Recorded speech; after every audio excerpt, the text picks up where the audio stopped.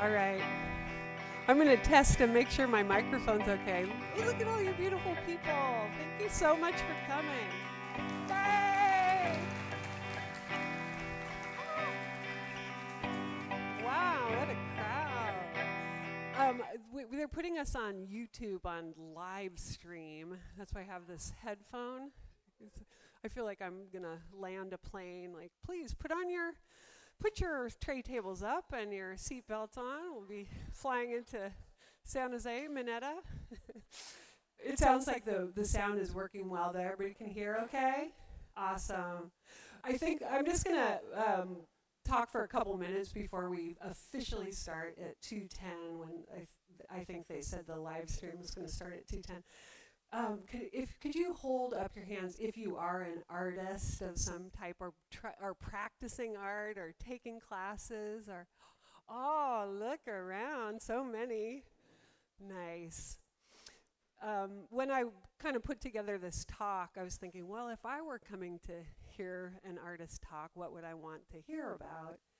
And so I thought, well, I'll talk a little bit about the show itself and talk a little bit about my process and things that inspire me. So I put a bunch of slides up because as a professor, it makes it a lot easier if you're looking there rather than looking here. I'll feel better. So I have some slides that I'll go through, and we'll go through some audio, some visual things that you can look at before we start. So should we just get started? Okay. We'll let those people on the live stream catch up. Oh, I'm on all over the whole world right now? All right. Woo! So anyways, thank you so much all for coming. And I can't believe the turnout on this day when the Olympics are playing. It's a beautiful day outside, and here you are coming to talk about art and to see art. And I'm so grateful for everyone for coming. So thank you so much. The show I have next door is titled Palace of Leaves, and I'm so happy to be here at the Triton Art Museum. This is one of the most beautiful exhibitions I've ever been a part of, and I'm so grateful to be here and to have my work in such a stunning space. I'm going to talk a little bit about the Palace of Leaves and trees, and so I thought first, it would be nice to start out with acknowledgement that before there were orchards here, and before there were beautiful Victorians in the San Francisco Bay Area, that this was the land of the Ohlone and the Tamian Nation. I'm not sure if I'm pronouncing that right, but I thought it would be nice to sort of just take a moment to pay respect to their elders and to all the Ohlone people, past and present.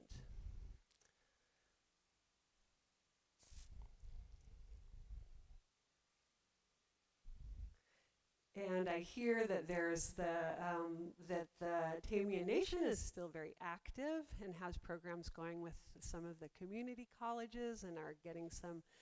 I don't think they've the land grant has. Anyways, they're still very much here and present, and so I thought that's a nice way to start to imagine what the world was like before we had built. Put up the orchards and so on and so forth. So that's a nice to start. And secondly, I want to thank the Triton Museum. Vanessa Calenta, could you stand? Vanessa's right there as a curator. And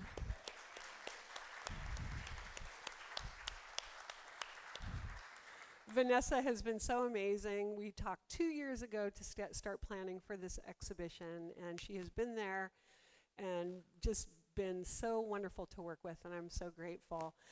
Preston Metcalf is the director of the museum. I don't see him in the room here today, but he's really responsible for keeping this museum afloat, and even through the pandemic, and making such a beautiful space, community space, for everyone here in the Silicon Valley, and a free museum. I mean, isn't that so wonderful?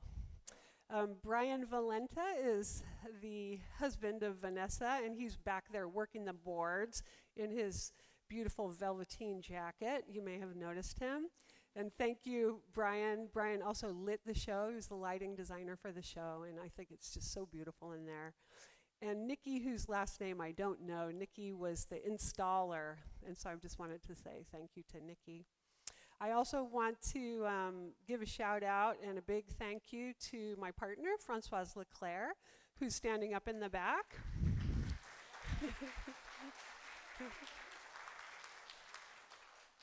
Oh, and I see your name got spell checked there, Gona. Isn't that funny? It's spell checked, and I didn't get to fix it.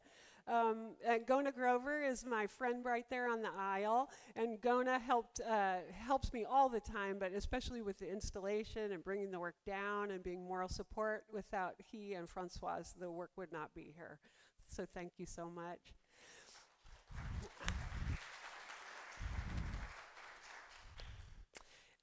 Eve Page Matthias was a colleague of mine and is now retired and a wonderful painter. You may have seen her work in various exhibitions, including the one here. She did the Red Chair Project, and Eve Page Matthias has been a champion of mine, and it's because of her that I think that I'm in this show here. She sort of paved the way for me, and I'm so grateful to her, so I want to acknowledge her. And then finally, my mom, Pat Gregor, and my mom is live streaming, I hope, if you're out there, Mom, hello. She's in Truckee, and when I was growing up, she raised 4 kids by herself and was such a hardworking mom, and always told us to believe in ourselves and to follow our hearts. And so this is where I've landed so far. So thank you, Mom.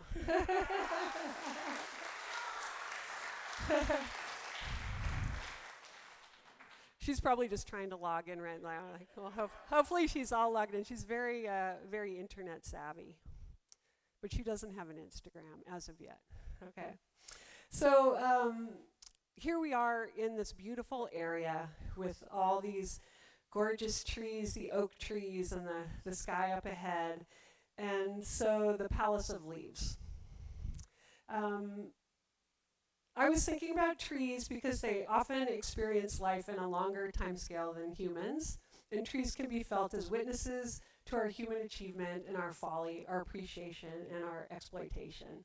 So that was kind of like when I started thinking about this show, I thought, well, I kind of wanted to have a thematic something element about it. And I thought, you know, trees, the Silicon Valley, how there's all those beautiful orchards that used to be there. In California, we have this incredible vistas with redwoods, and the ancient redwoods were used to build the Victorians in San Francisco. And sometimes I think about that and I think, wow, those giant trees, and you can see from this photograph how big these trees were, and how they have witnessed the passage of time. And then after they were milled and then brought to San Francisco, they were built into these incredible buildings that generations of families have lived in. And the buildings are the witnesses of those families. So the trees is we're so small compared to these trees that are going to outlast us and see us pass through. Another thing I like to think about those buildings is think about those were all built by hand. There were no tractors and no machines, and this is so even though at the demise of some of these incredible redwoods, still these fabulous buildings still stand. So it's sort of to think about that. And just sort of to bring that idea home, I was looking, there's not a lot of photography from the time when those trees were milled and made into these incredible houses by hand by these craftspeople. There's not a lot of photographs because photography was new, but I did find this image, and this is from 1908 in San Francisco, and you can see they're moving this house using horsepower. So it kind of gives us a sense of wow, we're very industrious people. It's such an incredible image. So this new body of work of mine has taken on evolving shapes referencing arboreal forms. Beyond our tangible relationships with trees, I also often also think of my artistic practice as a palace of leaves. For me, it's a canopy of focus rooted in purpose. And so sort of the analogy of the palace of leaves is like you think on a day when it's hot and you're sitting underneath this canopy and the light's filtering through and you're relaxed, and it's sort of this environment that we all aspire to, especially in the summertime.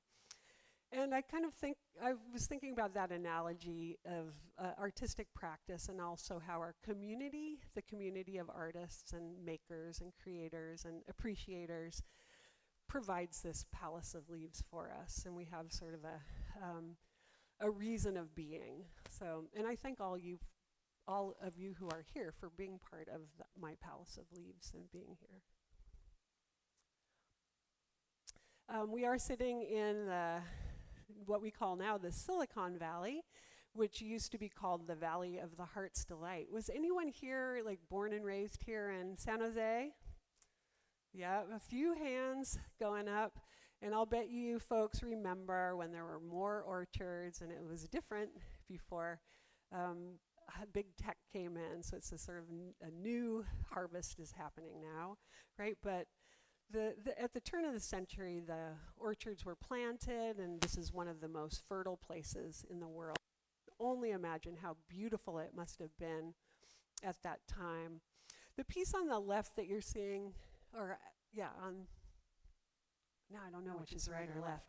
The sculpture that you're seeing there is a thematic. I often will work with this theme of the traveler.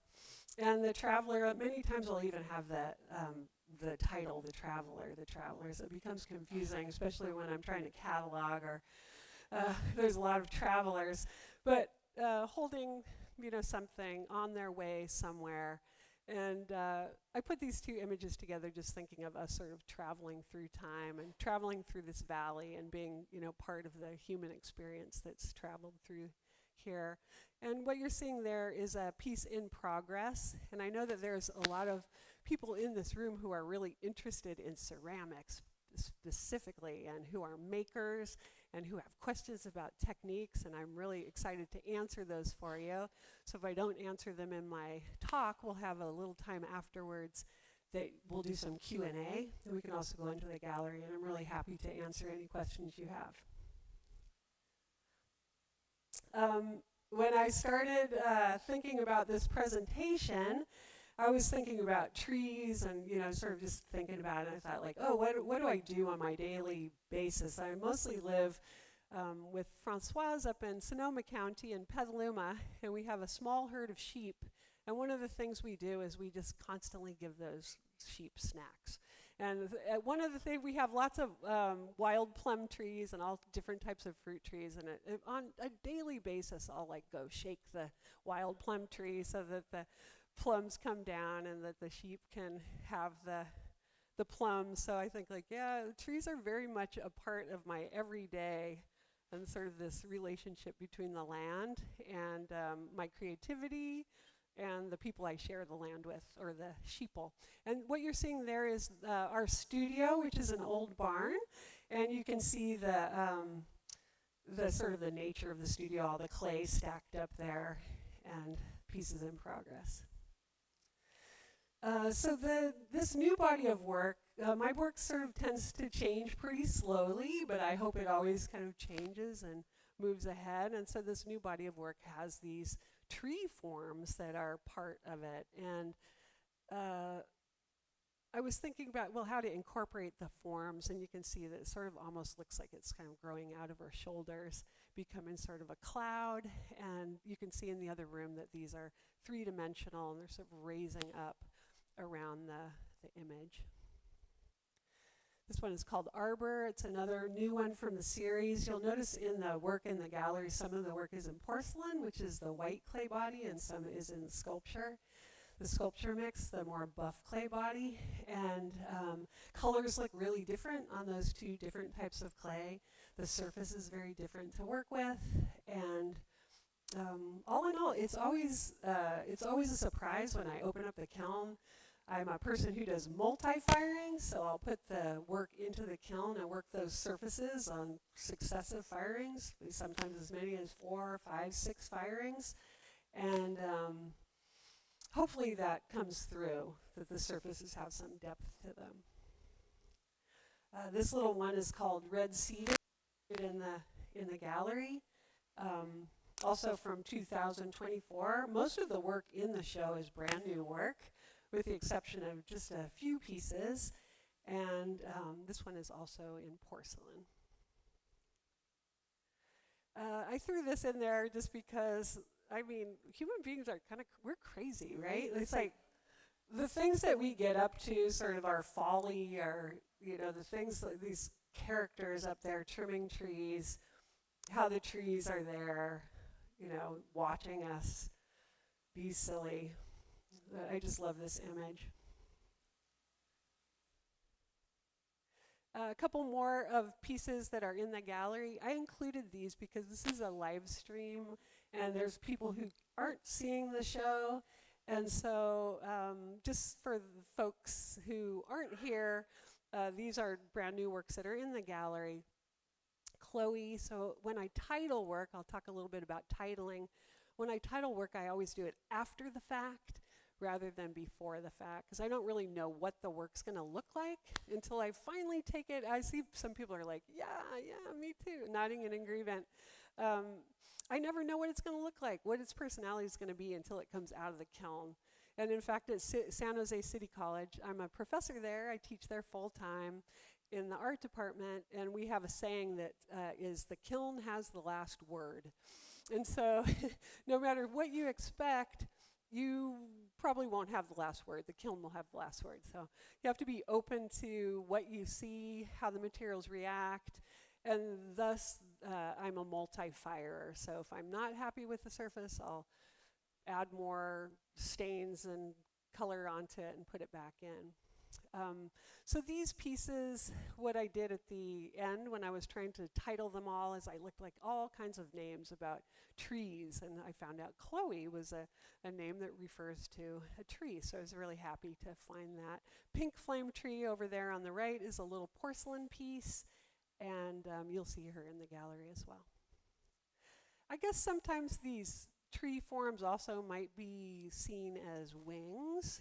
I've heard people say that. I was thinking about trees, but I can see how people would think they would look like wings. I'm going to bring you inside my studio and talk a little bit about my process. And a lot of folks who are working in clay will say, what kind of clay do you use? What kind of clay? As if that will, give you the key to understanding how it works. And I like to say, I can use any kind of clay. It doesn't matter about the clay. I do like clay with a little bit of sand or a little bit of grog in it, so when you sculpt, that it actually stands up. But this clay that you see in the image here, I did a workshop in San Miguel de Allende in Mexico. And when I got there, they said, this is the clay we use. And it was this finest, most beautiful clay, but very little grog. And you just learn how to work with it. A wonderful sculptor in San Francisco, Wanjin Zhang, when people ask him, what kind of clay do you use? He says, whatever on sale. And I think that's a really good answer. I also use color. I'm a colorist. I love color. And I use anything I can get my hands on. And so I'll go to the ceramic supply and I'll use their underglazes and their stains, and I have a wall of colors that I have to have every color when I go in there. And so you can kind of see this is the tabletop of the colorants that I use. And I'm happy to answer more specifically if people have questions. But I use everything and anything. And I'm not a chemist, and I'm unfortunately not a scientist, so I don't really mix my own glazes. Inside the studio, I always have several pieces going at once, and so I like to work in a series, and I typically work solid. And so I'll build the pieces solid, sometimes around a pipe armature, and then I'll slice them up, and I'll hollow them out. And you can see in this one image here, the hollowing process. So slicing it open, sort of like taking a cantaloupe and cutting it open, hollow it out, and then put it back together. And so that's the technique that I mostly use, and there's the evidence of it there. After they come out of the kiln for the first time, I'll start to apply some colorants to the work. And so I'll usually work in big groups, so I'll get a bunch of work all together, work on it in the raw state, put it through the kiln, bring it out, and start applying color into it. I like to try and fill the kilns up as full as I can so I don't waste electricity, especially tall, narrow pieces work really well for that. And then I start working on the surfaces. Clay has this unbelievable ability to record any information that you put on it. So fingerprint's going to show a mark on the with a pencil or a pen or a chopstick, or it's all going to show. So it's going to accept all kinds of different textures, and the marks of making, the marks of finger marks, and those types of marks are often such beautiful. They give the surface such beautiful depth and vitality. Sometimes more than what you conceive of is just what your hands do. And so for me, when I'm working, I like to really pay attention and look for those kind of marks and then try not to mess them up. That's the hardest part. But you can see in the studio how rough the clay is. There's a lot of grog in it. And I love that because it picks up the colors and it gives the colors something to hold on to.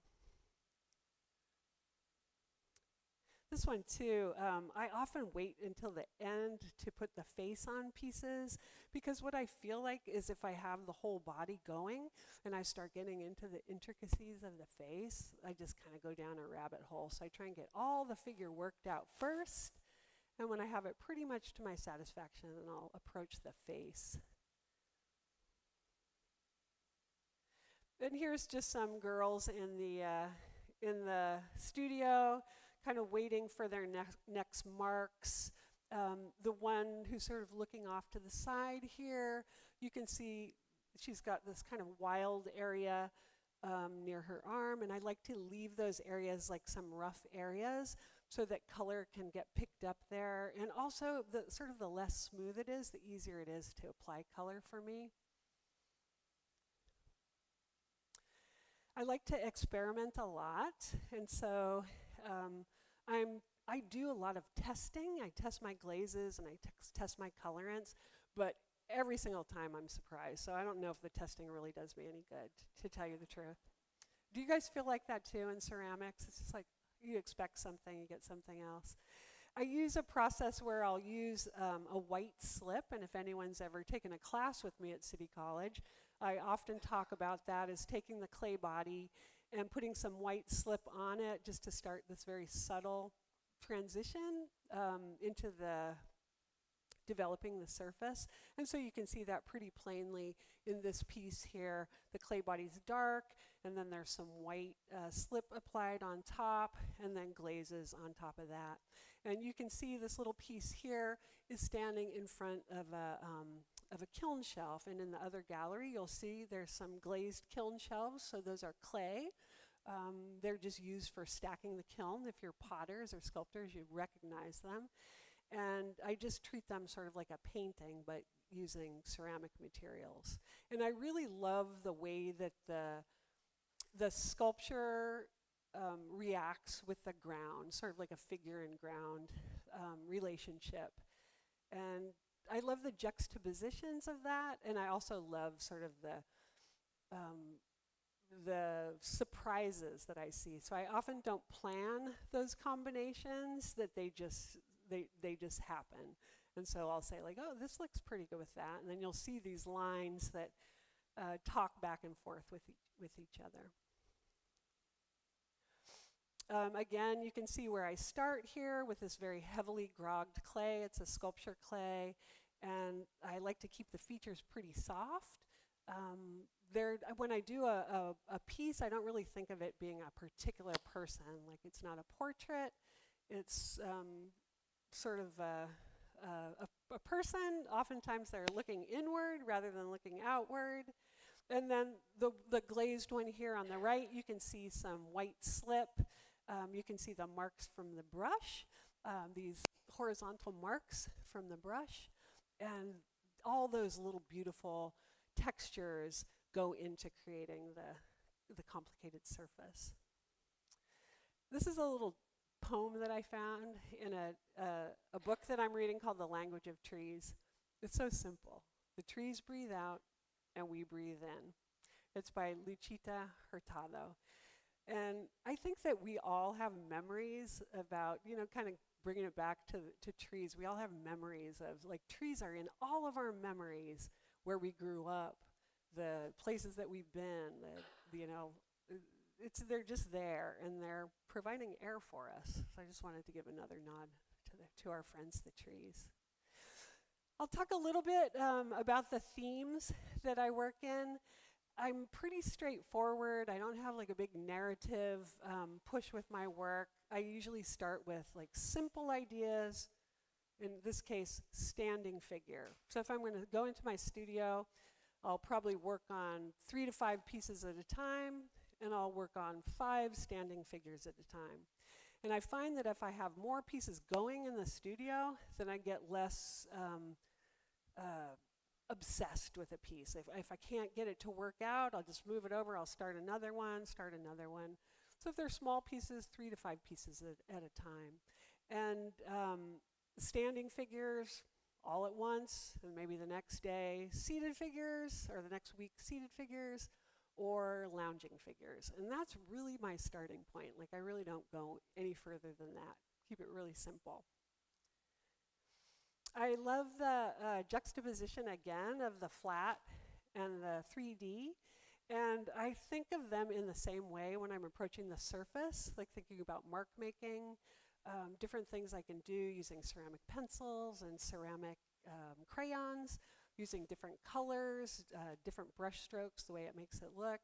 I tape off to get those nice hard lines. I'll tape off areas. I think about, you know, I've been a professor at San Jose City College for such a long time. I teach art foundations there, and I think like, oh, the principle of contrast, you know, wet against dry, dark against light, like all these principles that we teach in foundations, they really come to play, you know, unconsciously when we're working. So sort of contrast. The odalisque is the reclining figure. You'll see several odalisques in the other room. In this case, again, being inside the studio is sort of like putting this 3-dimensional piece next to a flat piece and seeing kind of what kind of conversation the two have. And another odalisque in there. She's very relaxed. This is what I aspire to. And finally, seated figures. And so the seated figures are, you know, usually my go-to, especially if I'm teaching a workshop or teaching at the college. Like, we start with a seated figure. You're not working against gravity. You don't have to worry about it falling over too much. We all sit. We all know what it feels like, so we get the feeling of weight and gravity. And you might notice in some of my work, people pointed this out to me, that there's like a lot of weight down at the bottom, which gives a feeling of stability. And these are small pieces, probably, this one's about this big, and it was built solid and then hollowed. And again, you can see the principle of contrast, the dry areas, the glossy areas. You can see the movement of the color from gravity. I use a lot of water when I do my glazing. Sometimes I'll turn the piece if it's small and let gravity do its thing. Also themes as far as titles. I often have odalisques, or they seem to add up. Travelers add up a lot. This one is in the gallery. She has her little backpack on. And sometimes I think about like those backpacks, and sometimes people say, oh, they remind me of wings, or, you know, what are they exactly? And to tell you the truth, I honestly don't really know. I feel sort of like that they're maybe like backpacks or things that the person might need, but I don't really go in much further than that. Like I say, I don't really start from a narrative that's, you know, really, I like to let the piece kind of let me know what it wants to be. As far as the the tall standing figures, which are the most difficult to pull off because, you know, how do we even stand? We think we are standing and on our ankles, and we're somehow balancing in space, and you try and do that in clay, and you probably have tried it. It tips over, so I often use armatures when I'm working with standing figures. And the titles of these figures are often Traveler. Again, the Traveler. And you can see the one over here, she's got her baggages, right? She's taking a little rest. The suffragettes is there, the voters, and you know, these kind of very strong, powerful. When did women get the vote? Somebody's going to know that in here. It was like 1920. Yeah, women got the vote in 1920. It's like, well, we better use our vote. It was like, yeah, use our vote.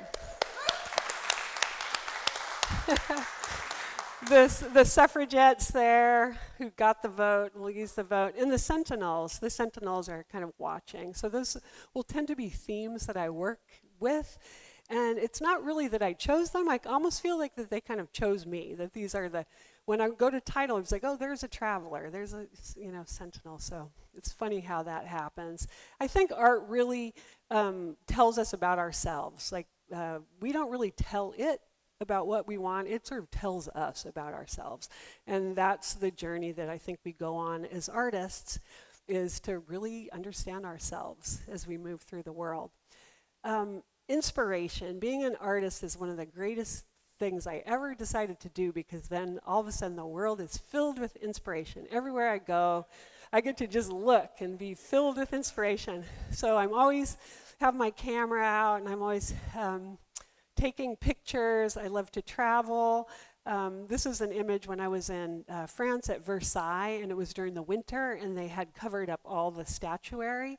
I was like, oh, that's so beautiful, the form of that. And so it's taking inspiration from the world that's around you.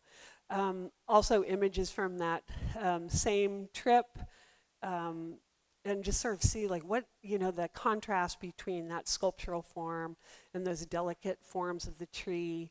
And then these crazy topiaries, like I have a real thing for topiary. It's so weird and so crazy that we're out there like snipping and shaping the trees. My favorite artist is Joan Mitchell, who I think looks like Diane Levinson a little bit. Diane, where are you, Diane? Have people told you that before? Yeah. It looks like it could be you right here. But Joan Mitchell, if you're going to look like anybody, Joan Mitchell, she was such an extraordinary artist. And there was an exhibition of hers in San Francisco about a year, maybe 2 years ago, that was so powerful. I had only seen her work in books, and when I stood before her paintings in the Museum of Modern Art in San Francisco, I was shocked at, number one, how huge they were, and you just feel like you're in this landscape. And I saw a second exhibition of hers in Paris, and it was Monet and Mitchell, and it was how she was so influenced by Monet, and they put their paintings side by side, and I think you can kind of see it in this painting of hers here, where it very much looks like, to me it looks like a tree form, and it really reminds me of those Monet garden paintings. And so she was very inspired by him, and I'm very inspired by her. She's just blows my mind. Her work is messy, it's free, and I think that's why I love it so much. It's colorful, it's kind of risky, it's big, so she's probably my favorite artist. And then inspiration, just like we're so crazy. Human beings are crazy, and the world is so sculptural. And when you start looking, you start seeing it everywhere. Like the trees are sculptural, the buildings are sculptural. And just like these I guess they're cypresses. So funny. Of course, growing up here in California, Richard Diebenkorn was a huge influence on me. I love his color palettes. I just have this one here to look at. You look at these colors and you think like, wow, there's these muted, kind of strange pinks and yellows and greens, but the way he puts them together, to me, compositionally, they're so beautiful, and I'm so inspired by his work. The Cantor Art Center in Stanford has his sketchbooks, and so you can go and see lots of his work there, and I encourage you to do so. He was so prolific. He drew figuratively and painted abstractly, and there is nothing that he's done that I don't love. So he's a huge influence of mine, especially with his choices in color. And artists as, like Oscar Murillo, he's a contemporary artist. His work is really, it's bold, it's scratchy. It reminds me, well, you can see all of three of those artists have something in common. Abstraction, free mark making. So I love that. I sort of think like, well, if I do ever grow up, I would love to be an abstract painter. So this next section that I want to talk about is keeping your hand in the game. And so like, you might have, I'm an artist, like I'm very deadline driven. I work a full-time job, so I really need to carve out that time in my studio. And I'm tenacious about that, so I figure I have two full-time careers. I'm a full-time professor, I'm a full-time artist. And so I work really hard, I work all the time. And if I'm not in my studio, how else do I kind of keep my hand in the game? And so keeping my hand in the game, I think about sketching, going to museums, meeting up with friends who are artists, collage night. Francoise and I have been doing a lot of collage this year.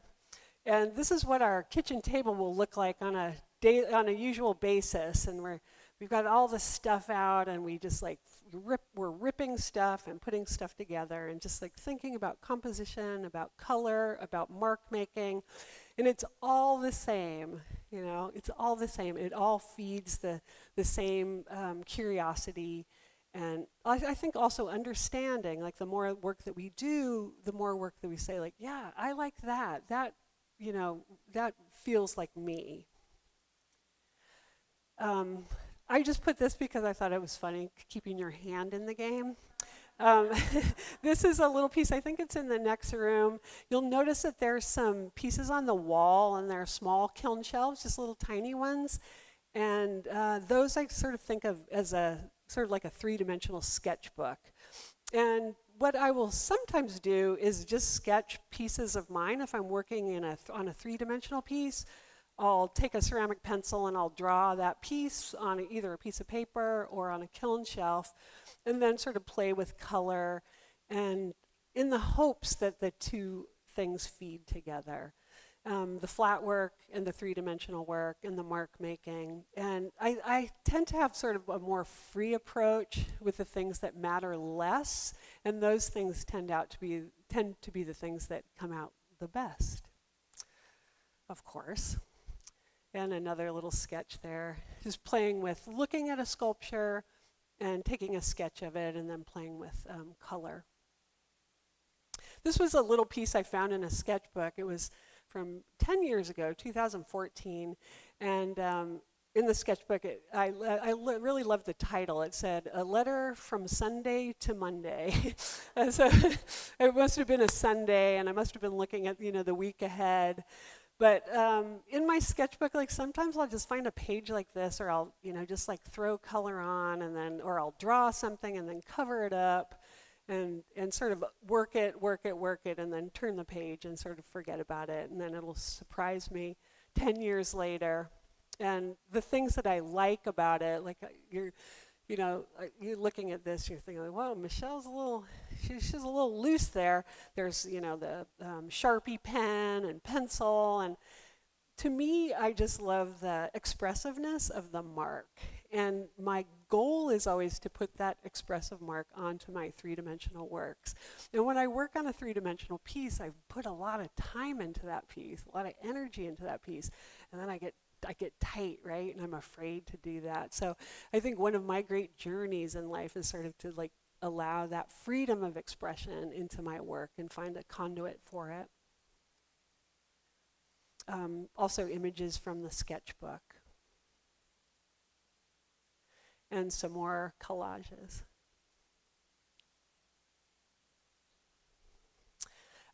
This is the last image that I have, and I hope, oh good, I did good. I was hoping for about half an hour, so I did well. I just checked my watch. This last image, I'm going to tell you a little bit about myself. You see Mount Tillac here and the aspens from Lake Tahoe. It's an old postcard. So the trees that I grew up with, I was born in San Francisco. I'm third generation San Franciscan. My grandparents built a house in the avenues when they were young newlyweds, when it was all sand dunes. And my mom brought us to live in Lake Tahoe, and we lived up in Lake Tahoe, and I went there, Tahoe City Elementary, all the way through high school. So I grew up among the aspens and the pines. And I'm always saying, well, what is that pine tree that smells like vanilla? That's a Jeffrey pine, if you don't know. But there's so many different types of pines and beautiful, beautiful, beautiful trees. And so I feel so fortunate to have grown up there.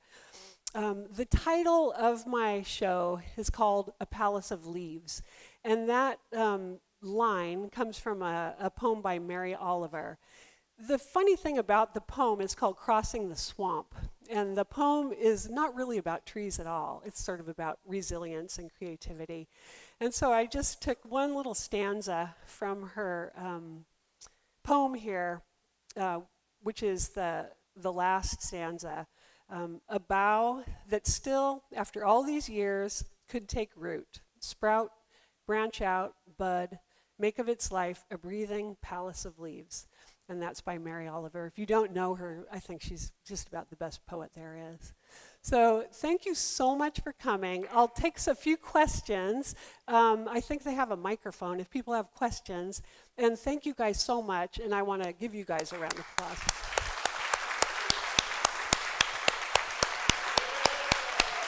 I'll take a picture.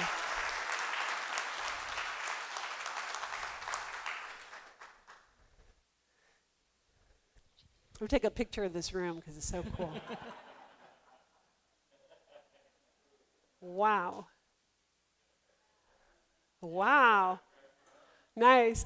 Also, the gallery will be open after Q&A, and there's a catalog of the show. Francoise is at the table. I'm happy to sign those too if anybody wants catalog. And also, I would love to go into the next room and if anybody has questions. But we could take a few questions in here. Yeah. How hot is it in the kiln? The kiln temperature that I fire to is 2365 Fahrenheit. So that would be sort of like bright yellow heat. Yeah. Not white hot, but yellow hot. Questions? Yeah. Who has a question? Vanessa. When you refire each time, does the previous glazes change color also when you add, when you keep firing Yes. over times? So that was a good question. So I do multi-fire. And so if I put something on top of another color, of course it would change it. But if I leave that area alone and work on another area, yeah, typically it pretty much stays how it is. Yeah, good question. Oh, here's a question here.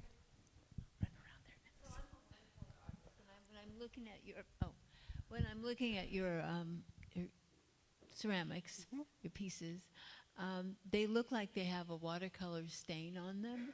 Was that kind of your goal, or did that just kind of happen? That's a great question. So coming from a watercolor artist, yes, I put my glazes on really, really thinly. And so I add a lot of water into especially the underglazes. They're clay-based. And so if you get them from the ceramic supply, it will say, put 3 coats of this red on for red. And I never do that. I put on 1 coat and then even wash it down more. I really love the idea of transparency and colors going from behind other colors. So yeah. Oh, you're having to run around, Vanessa. Hi. Hi. So I want to know if there's any type of technique or practice that you've done in the past that you might revisit in the future, and what that is and why so. That's a good question. You know, when I first started working with clay, I really wanted to concentrate and focus and make sure that I could sort of get down the techniques, and so I would have, I would feel free to express myself in that material.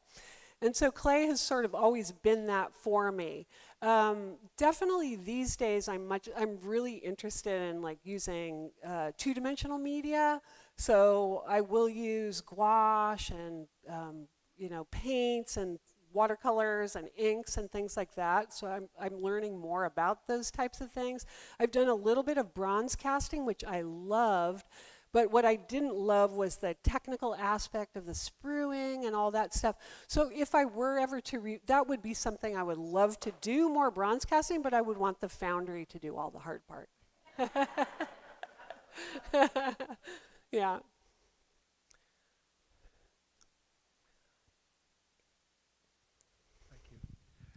I get the impression that serendipity or even chaos within structure is important to you.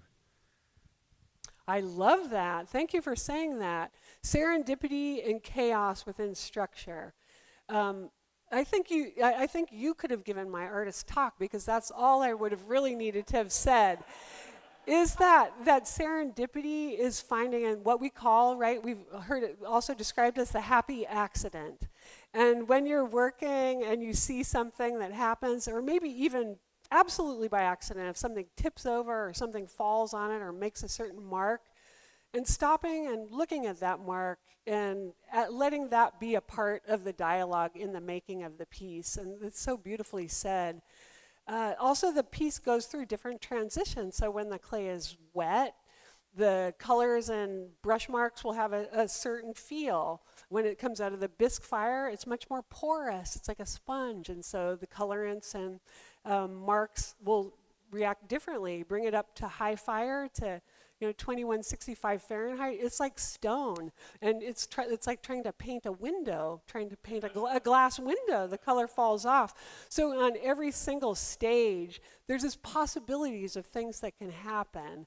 And I think that staying really open and sort of conscious of the surface and the form at the stage that it's at is inviting the serendipity and the material to give you something that you couldn't have even imagined, because clay will do that for you. It will give you the most rich, beautiful textures and things that you couldn't have even ever done with your own, choices. Absolutely.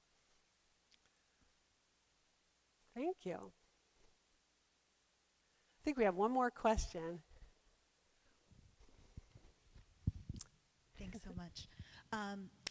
This is my first time experiencing your work, and one of the things that I was struck by was the contrast between sort of the weight of pieces and the sort of transparency or ephemerality of some of the colors. And I was really interested in how you were using some, I guess, kind of really thick glazes and craquelure, because they kind of seem to be at the intersection of that weightiness and transparency. And I was wondering if you could talk a little bit about kind of how you use that kind of medium and what that kind of evokes in you. Oh, thank you. That's a great question. Yes, I think the materials have their own voice as well. So if you're using something like a really thick, I'll use a porcelain slip on top of the raw clay, and that porcelain slip, it's like the thickness of heavy cream. It's really thick, and it will actually cover some of the delicate surfaces. And that's a really interesting observation that you made, is the sort of the thickness of some of the stains and colors and the thinnesses of others. And when I first start out, I try and be very fresh and free with the marks, and kind of like just, it's almost like I feel I would almost do it better if I would blindfold and just put some of those marks on. And then sometimes you look at it and think like, oh, I really covered something that was very delicate, so that's why I didn't put the blindfold on. But that also contrasts between those thicker areas and the thin areas. And then when you put a thin wash over something like that, you can still see the marks underneath. And that's the part that just really gets me going, is that kind of like the marks talking to the other marks. And we have, you have very little idea in the beginning. I mean, I make the form and I get all the forms, and it's almost like starting all over again with the surface. And with the surface, there's that conversation, like what the prior mark was, how that talks to this mark, and what this color is going to look really different next to this color, and sort of the choices that I make. And sometimes I'll cover colors up altogether and think, like, oh, there's too much green there, and cover it up. So it's really a dialogue with the materials as it goes forward. I don't know that I answered your question, but I'm not sure how to answer. I'm going to have to think about that one. Yeah, thank you. Thank you. One more question? Sure. I just have to say that some of us in the room have had the pleasure of being your student, Michelle, and watching you at City College and other venues, but you are a master teacher. You honor every person where they are. Thank you. Thank you, Betsy. Thank you, Betsy. Yeah, I feel like it was really one of the greatest gifts that I ever had, was to end up becoming a teacher. And it wasn't really something I set out to do. So sometimes I think the best things that happen to you are the things that you didn't plan. But it has really given my life a great purpose, and getting to know incredible students of every walk of life, of every nationality, of every type at City College has been one of the great joys of my life. And thank you. And you're an excellent student too. Thank you all for coming.